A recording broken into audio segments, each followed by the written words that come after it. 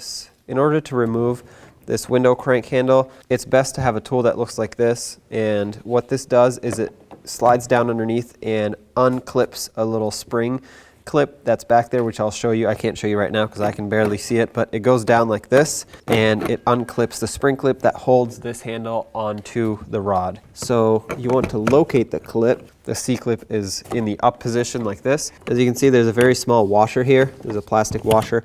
You want your tool to go in between the washer and the handle, not behind it, because it won't reach the clip. And then, assuming you do have this tool, you press down. Oh, there goes the clip. And then you pry a little bit, and off comes your handle. Don't forget to take this washer out.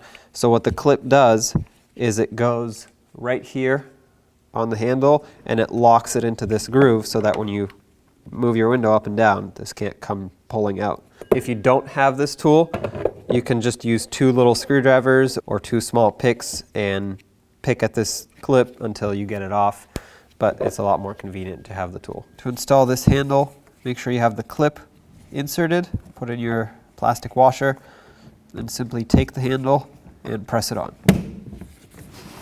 There you go.